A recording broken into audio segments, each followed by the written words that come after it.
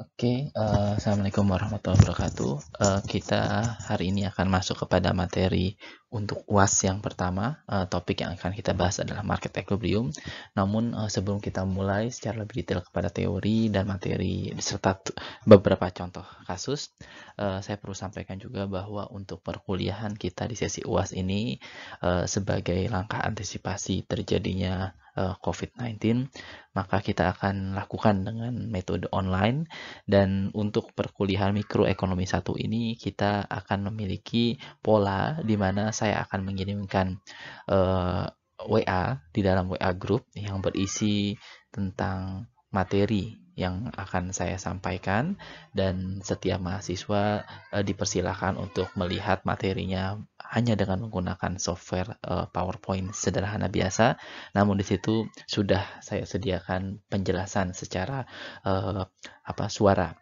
Nah, selanjutnya nanti di setiap 2 kali sesi akan ada tugas untuk mahasiswa yang nanti dikumpulkan seminggu kemudian, dan penilaian yang akan kita lakukan bukan hanya dari ujian UAS ya, tetapi juga dari tugas-tugas tersebut. Sehingga kalau kita bisa hitung selama sesi UAS ini akan ada 3 tugas yang harus dikerjakan oleh mahasiswa. Nah, terkait dengan topik hari ini, market equilibrium, kita akan bahas secara secara umum sebenarnya mirip dengan apa yang pernah kita lihat pada materi S1 ya, atau mungkin di sini untuk teman-teman BPS yang sudah ikut ke dalam perkuliahan penyetaraan ya, itu kita pelajari mikroekonomi, dan di situ juga sudah dijelaskan khususnya untuk chapter atau bagian persaingan sempurna atau PPS. Nah, apa itu equilibrium? Konsep yang akan kita gunakan pada dasarnya tidak jauh berbeda dengan yang sudah kita bahas sebelum-sebelumnya, di mana equilibrium yang digunakan itu adalah mengenai keseimbangan yang didasarkan pada basic economics bahwa supply akan sama dengan demand. Nah, selama ini kita juga sudah memahami bahwa kalau saya ataupun kita belajar PPS ya, maka kita mengasumsikan bahwa baik penjual maupun pembeli itu sifatnya adalah sama-sama price taker ya. Artinya apa yang dia lakukan itu tidak akan mempengaruhi harga ya. Kalau penjual menambah supply atau pembeli menambah demand-nya tidak akan mempengaruhi harga, dan harga itu menjadi sesuatu yang bersifat given bagi keduanya. Nah, sebelumnya kita selalu membahas tentang konsep di pasar barang, namun perlu diperhatikan bahwa sebenarnya variasi pasar itu sangat banyak sekali. Dan kalau kita lihat 2 entitas ataupun 2 aktor ekonomi di sini, ada rumah tangga dan perusahaan. Dan sebenarnya rumah tangga dan perusahaan ini bisa saja memiliki peran ataupun role yang berbeda pada pasar yang berbeda. Misal kalau sebelumnya kita bahas pasar barang ya, maka di sisi demand itu adalah rumah tangga, sedangkan di supply-nya adalah perusahaan. Dan sebaliknya kalau kita membahas di pasar tenaga kerja, maka yang di sisi demand itu adalah perusahaan, dan sebaliknya di sisi supply adalah rumah tangga. Perfect competition ya, itu kita sudah sama-sama pelajari sebelumnya. Ada beberapa asumsi yang harus dipenuhi agar sebuah pasar ini saya katakan perfect competition. Namun di sini saya akan berikan menjadi 4 sesuai dengan definisi yang disampaikan pada bukunya Henderson and Kwon. Di asumsi yang pertama, kita mengasumsikan bahwa perusahaan itu memproduksi komoditas yang sifatnya adalah homogen, dan konsumen adalah identik di mata perusahaan, ya, di mana tidak ada keuntungan ataupun kerugian jika bertransaksi dengan kelompok konsumsi tertentu. Nah, apa sebenarnya yang tersirat pada asumsi 1 ini? Yang pertama adalah bahwa kalau seandainya penjual ya itu memproduksi sebuah barang atau produsen memproduksi sebuah barang ya, maka otomatis barangnya itu akan sama dan kita bisa membeli di perusahaan yang satu atau perusahaan yang lainnya, itu nggak ada bedanya. Dengan demikian yang terkait dengan masalah merek ya, atau terkait dengan masalah trademark dan lain sebagainya itu sudah tidak relevan di sini. Ya, memang betul bahwa dalam realitinya kita menghadapi itu, tapi untuk mempelajari perfect competition kita sederhanakan kasusnya. Ya. Lalu yang kedua, di sini dikatakan juga bahwa konsumen itu bersifat identik di mata produsen. Maksudnya apa? Maksudnya adalah bahwa di sini tidak ada insentif bagi seorang produsen untuk bertransaksi hanya pada kelompok tertentu saja. Artinya dia tidak ada bedanya kalau bertransaksi dengan satu konsumen dengan konsumen yang lain, ya. Nah, dari sinilah maka nanti akan ada berimplikasinya kepada keseimbangan yang kita bahas selanjutnya. Pada asumsi yang kedua, kita mengasumsikan bahwa jumlah konsumen dan produsen sangat banyak. Akibatnya apa? Seperti yang tadi kita bahas di awal, bahwa kalau ada perubahan di demand ataupun supply oleh salah satu perusahaan saja atau salah satu konsumen saja, maka ya tidak akan mempengaruhi volume transaksi keseluruhan karena sangat banyak sekali volumenya dan hampir tidak ada pengaruhnya ataupun hampir tidak ada nilainya, ya, perubahan dari satu konsumen atau produsen saja. Yang ketiga, asumsinya adalah bahwa ini adalah perfect information, artinya semua orang, baik produsen dan konsumen, sama-sama bisa mengakses informasi terkait dengan berapa sih harga yang berlaku di pasaran. Dan yang terakhir, ya, dalam jangka panjang, produsen dan konsumen bisa sama-sama keluar masuk, ya. Kalau dirasa memang ada keuntungan, maka akan ada produsen-produsen baru yang masuk ke pasar, dan di saat misalkan ada potensi kerugian, ya, dan atau pasarnya tidak begitu menarik, ya, maka si produsen bisa keluar dan itu biayanya sama dengan nol, ya. Dan ini terjadi pada jangka panjang.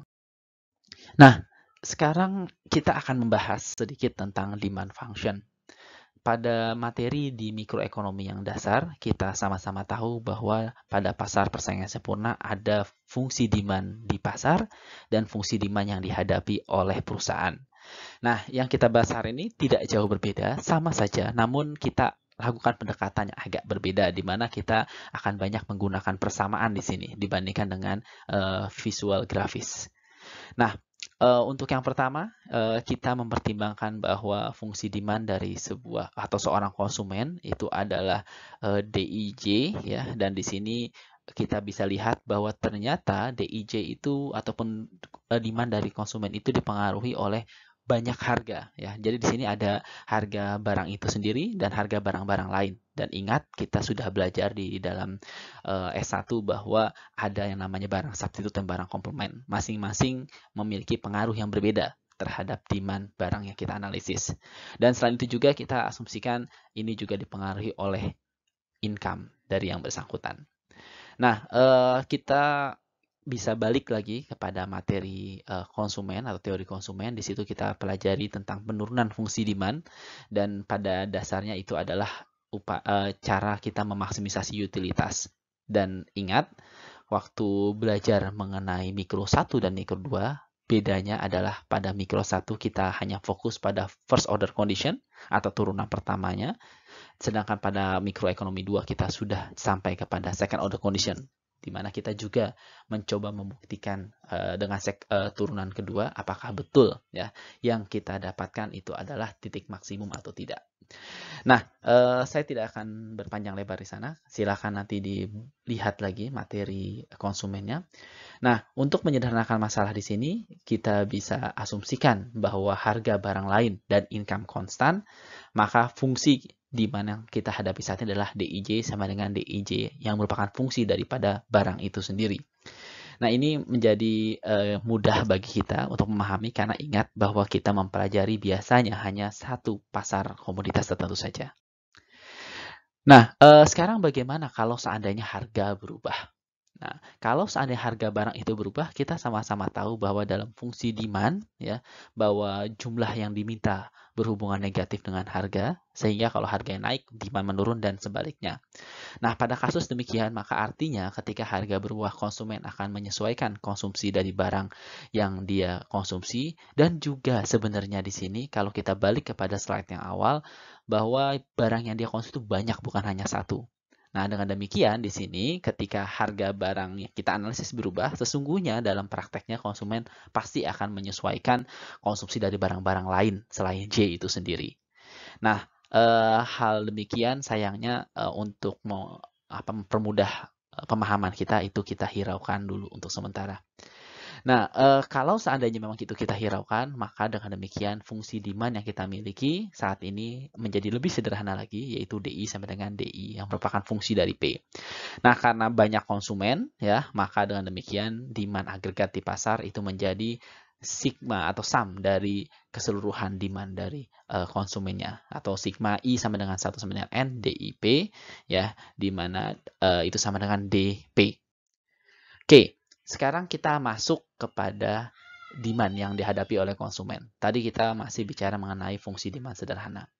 Kembali lagi kepada asumsi kedua bahwa kurva demand yang dihadapi oleh produsen itu tidak sama dengan demand pasar, dan di asumsi kedua kita sudah jelaskan bahwa banyak sekali produsennya, ya, dengan demikian, dan juga banyak sekali konsumennya. Dengan demikian tidak akan ada pengaruh ya kalau seandainya ada perubahan-perubahan dari demand atau supply. Dan dengan demikian demand yang dihadapi oleh perusahaan itu pada dasarnya merefleksikan asumsi ya yang bersangkutan terkait dengan berapa yang ingin dijual pada level harga yang berlaku. Nah, pada kasus demikian ya, maka dapat kita modelkan bahwa price itu akan konstan. Nah, ketika price-nya konstan ya, kita tahu bahwa dari sisi produsen tujuannya adalah selalu maksimisasi daripada profit, dan kita bisa lihat dulu yang pertama unsurnya adalah revenue, dan total revenue hanyalah perkalian sederhana antara harga dan kuantitas. Dan mengingat harga itu bersifat konstan, maka dengan demikian ya ketika harganya konstan maka MR itu akan sama dengan P atau sama dengan price-nya. Nah, pada kasus demikian ya kita sudah tahu ya bahwa fungsi demand yang dihadapi oleh perusahaan itu adalah berupa hanya garis lurus saja ya. Nah, langkah selanjutnya yang akan kita bahas di sini adalah bagaimana dengan sisi supply-nya ya. Jadi kita sudah bahas demand dan ada bahas supply-nya. Nah, untuk membahas supply ya di sini kita akan bedakan ke dalam 3 kondisi. Kondisi yang pertama itu adalah very short period ya. Di sini jumlah output yang diproduksi tidak bisa berubah. Sedangkan yang kedua adalah short period ya, yaitu jumlah output dapat berubah tapi kapasitas pabrik itu tidak dapat berubah. Dan di sini asumsinya kapasitas pabrik itu artinya adalah kapital ya, atau representasi dari kapital. Dan yang terakhir adalah kondisi long period di mana baik kapital maupun labor itu bisa kita sesuaikan ya. Namun sekali lagi di sini tolong perhatikan bahwa period-period yang kita bahas itu tidak ada kaitannya dengan waktu yang biasa kita bilang berapa tahun, berapa bulan, dan lain sebagainya. Ini lebih kepada asumsi terhadap input yang kita gunakan. Nah, kita akan mulai pertama adalah fungsi supply pada very short period. Nah, pada kondisi very short period ya, atau jangka sangat pendek sekali ya, maka pada dasarnya ini kita mengasumsikan bahwa perusahaan yaitu sudah memutuskan berapa banyak yang dia produksi itu pada awal hari. Oke, dengan demikian maka si perusahaan itu sudah punya barang yang sudah dia produksi, dan sisa hari selanjutnya itu diasumsikan tinggal dijual saja. Nah, sekarang kita akan coba pahami apa implikasinya hal tersebut kepada fungsi supply. Yang pertama ya, ketika kita sudah sama-sama tahu bahwa supply ya itu pada dasarnya adalah merupakan sebuah fungsi yang diturunkan dari marginal cost ya, dan dengan demikian kita coba telaah terlebih dahulu apa dampak dari asumsi kita tadi terhadap marginal cost. Nah, di sini ketika kita sudah tahu bahwa perusahaan itu sudah memutuskan berapa banyak yang dia produksi di awal hari dan sisanya tinggal dia jual, maka dengan demikian marginal cost untuk produksi di bawah Q0 itu akan sama dengan 0. Kenapa? Karena sudah diproduksi. Jadi kalau kita lihat yang di bawah itu sudah ada barangnya ya. Jadi tidak ada lagi tambahan biaya. Nah, sementara itu produksi yang di atas Q0 seperti asumsi di awal kita bahwa tidak ada kemungkinan perusahaan menyesuaikan jumlah yang diproduksinya, maka ini tidak mungkin. Nah, karena produksi di atas Q0 tidak mungkin, maka dengan demikian bisa kita asumsikan bahwa nilai marginal cost menjadi infinite ya pada kondisi di atas Q0-nya. Nah, secara kurva ini sebenarnya dapat juga ditunjukkan dengan bentuk kurva yang vertikal. Nah, Selanjutnya, setelah si perusahaan itu sudah punya barang yang dia produksi, maka selanjutnya dia akan bertugas ataupun menginginkan barangnya itu habis terjual, maka dia akan jual barangnya dan yang dia jadikan patokan adalah harga tentunya. Dan ingat, mereka adalah price taker. Jadi dengan demikian, mereka akan menjual habis produknya selama memang harganya itu di atas MC. Dan pada kasus seperti ini, maka sesungguhnya tidak akan terbentuk kondisi di mana MC sama dengan P-nya, yang merupakan rule dasar daripada PPS yang selama ini sudah kita pelajari. Nah, pada kasus demikian, maka pada a very short period, ya, kurva supply yang dimiliki oleh perusahaan itu hanyalah sebuah garis vertikal. Sekarang bagaimana pada short run? Short run pada dasarnya ini adalah contoh kasus yang biasanya atau kondisi yang biasanya kita bahas pada materi-materi mikroekonomi sebelumnya, di mana pada short run ya asumsinya sekali lagi perusahaan dapat menyesuaikan output yang diproduksinya, tetapi pabriknya itu tidak bisa ditambah kapasitasnya atau tidak bisa menambah pabrik yang dimilikinya. Nah, maka dengan demikian, ya, pada short run perusahaan bisa menyesuaikan produksinya ketika ada perubahan daripada harganya, atau dengan kata lain bisa kita katakan bahwa jumlah yang diproduksi atau jumlah yang ditawarkan, ya, itu merupakan fungsi daripada harganya. Nah, kurva supply dari perusahaan tersebut pada short run, seperti yang sudah kita bahas sebelum-sebelumnya, itu akan identik dengan kurva MC, ya, pada short run juga tentunya, dan itu dimulai dari titik ya AVC minimum. Kenapa seperti itu? Ingat rule of thumb yang kita bahas pada bagian ataupun pada konsep biaya, bahwa marginal cost itu akan memotong kurva AVC pada titik yang minimum, dan kita sudah juga pahami bersama bahwa perusahaan ya itu akan mau berproduksi ketika kita punya nanti harganya di atas AVC minimum, ya, sehingga dengan demikian ya kita bisa simpulkan ya selama ini adalah bahwa kurva supply perusahaan adalah kurva MC yang dimulai dari titik AVC minimum.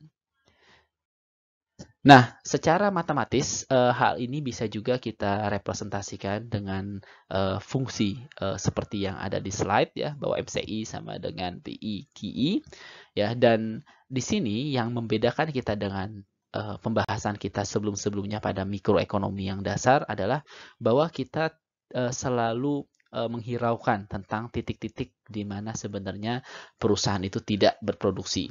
Oleh karena itu di sini di mikroekonomi 1 pada jenjang pasca, ya kita akan pertimbangkan kondisi harga ketika di atas AVC minimum dan harga di bawah AVC minimum.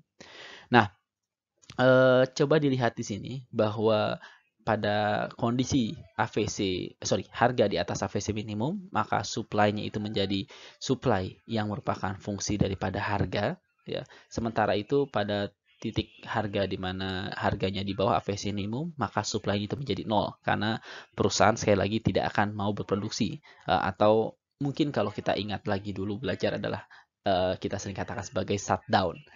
Nah, pada asumsi PPS kita tahu bahwa perusahaan itu sangat banyak sekali, maka dengan demikian ya supply yang ada di pasar itu adalah penjumlahan ya, atau bahasa mudahnya biasa kita katakan sebagai penjumlahan horizontal ya. Dan secara matematis ini kita tuliskan sebagai S sama dengan sigma I sama dengan 1 sampai dengan N. SI merupakan fungsi dari P ya, atau sama dengan S fungsi daripada P.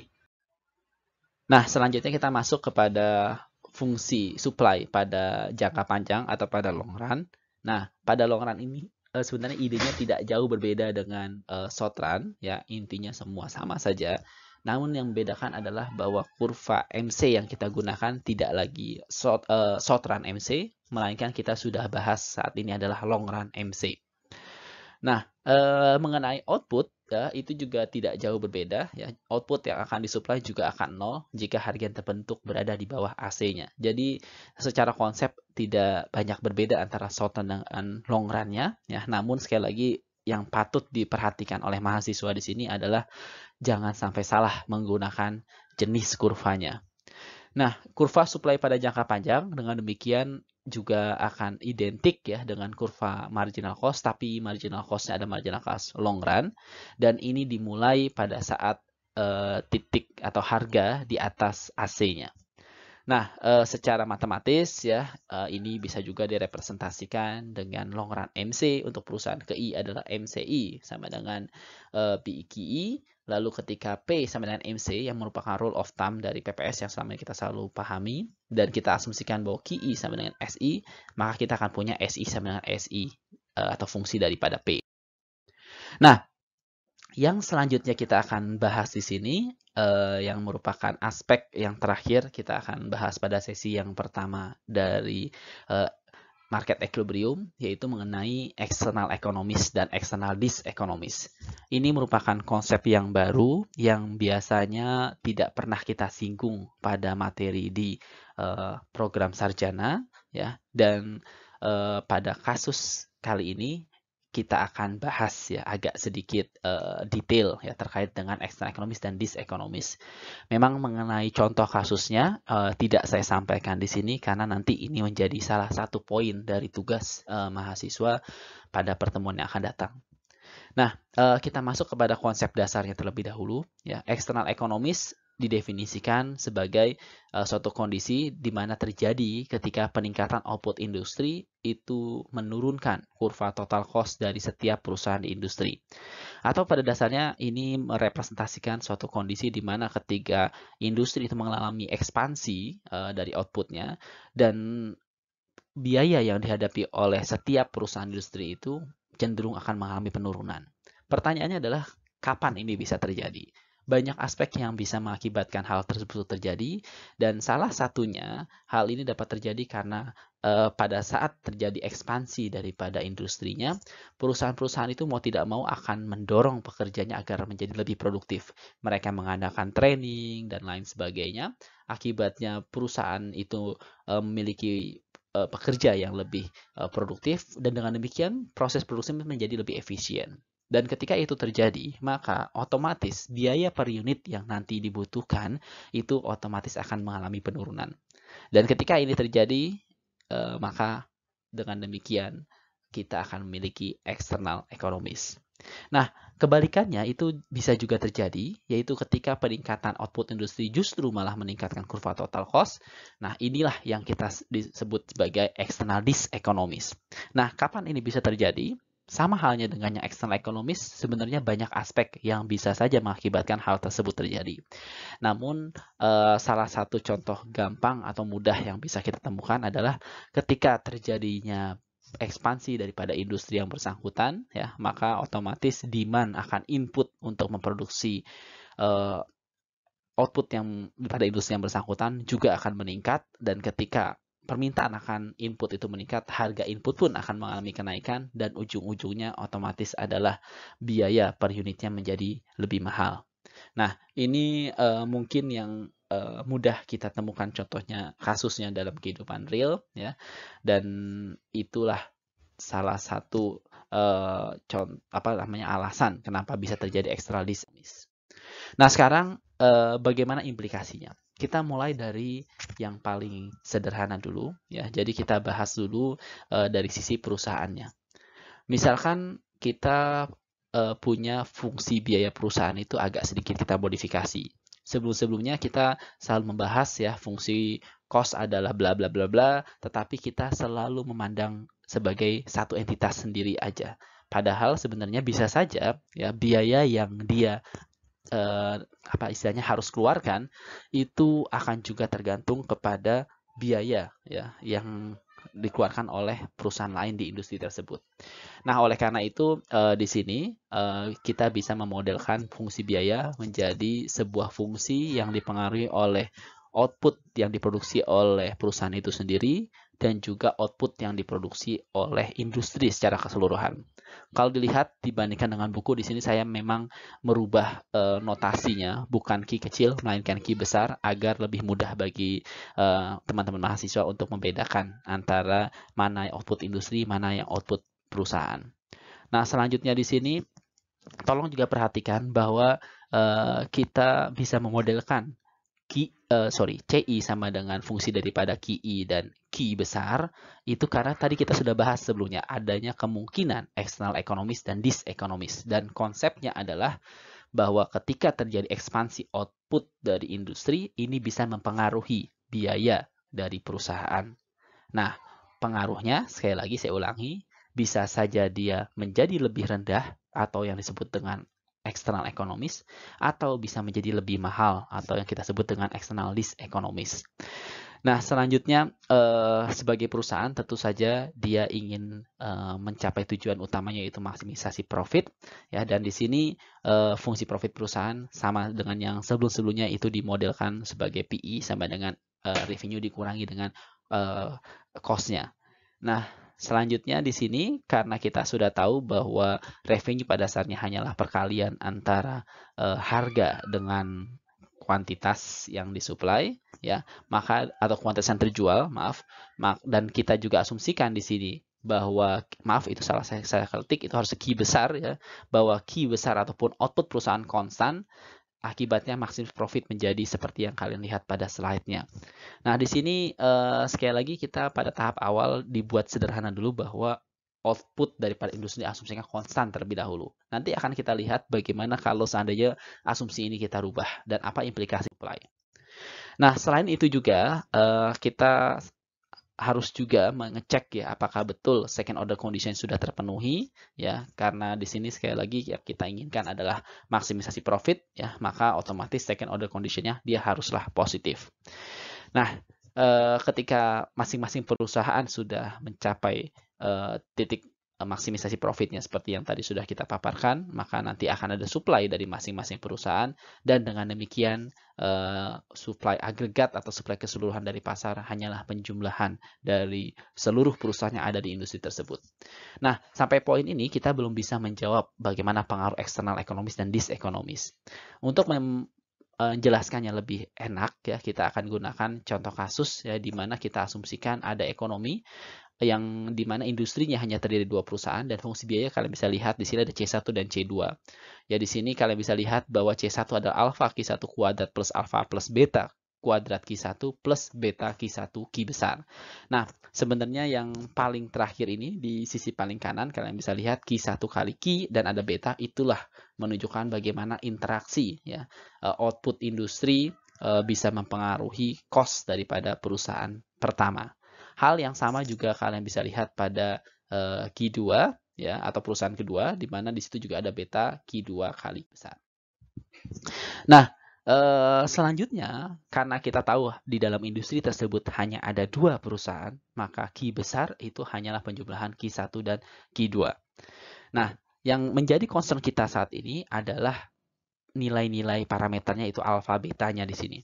Yang pertama yang harus kita pahami bahwa nilai alfa itu harus positif. Kenapa? Karena kalau alfa tidak positif, nanti marginal cost bisa saja akan negatif. Kenapa? Karena marginal cost hanyalah turunan pertama dari fungsi cost. Dan kalian bisa lihat di situ alfa Q1 kuadrat, kalau dia negatif, maka kalau kita turunkan menjadi 2 kali minus alfa, sehingga akibatnya nanti MC bisa saja negatif. Nah, sementara itu untuk nilai beta di sini ya, nilai beta itu keluar di dua di dua posisi ya. Pertama ada dalam kurung alfa plus beta, dan yang kedua adalah beta Q1 kali Q besar atau beta Q2 kali Q besar, yang menunjukkan interaksi ya atau pengaruh dari output industri terhadap biaya daripada perusahaan yang bersangkutan. Nah, pada nilai beta ini sendiri, nilainya bisa saja positif, bisa saja negatif. Dan kalau dia negatif, itu mencerminkan eksternal ekonomis, dan kalau positif, mencerminkan eksternal disekonomis. Dan secara persamaan, kalau kalian sudah belajar ekonometrika, itu sebenarnya sederhana sekali menjelaskannya. Kalau nilai betanya negatif, ya maka pengaruh daripada Q besar terhadap C1 itu akan menurunkan biaya atau eksternal ekonomis, dan sebaliknya. Nah, ketika kita kembali kepada konsep PPS asal, MC sama dengan P, maka dengan penurunan sederhana kalian akan dapatkan fungsinya kira-kira seperti ini. Dan saya akan persingkat terakhir di sini bahwa supply market itu akan sama dengan penjumlahan supply perusahaan satu dan perusahaan kedua. Di sini kita punya minus alfa plus beta plus 1 dibagi alfa plus beta kali P. Saya sengaja merubah bentuk persamaannya dibandingkan dengan yang ada di PowerPoint, di buku, ya agar lebih mudah. Di sini slope yang kita miliki adalah 1 dibagi alfa plus beta. Dan perhatikan ketika nilai betanya itu positif, ya, maka dengan demikian kita akan punya slope-nya positif, dan ketika nilai betanya itu negatif, ya, maka di sini bisa saja kita miliki supply dengan slope yang positif ataupun negatif, tergantung daripada nilai alfanya. Saya rasa itu yang ingin saya sampaikan pada hari ini. Lebih kurangnya saya mohon maaf, dan nanti kita akan lanjut kepada diskusi di dalam WhatsApp group. Terima kasih. Wassalamualaikum warahmatullahi wabarakatuh.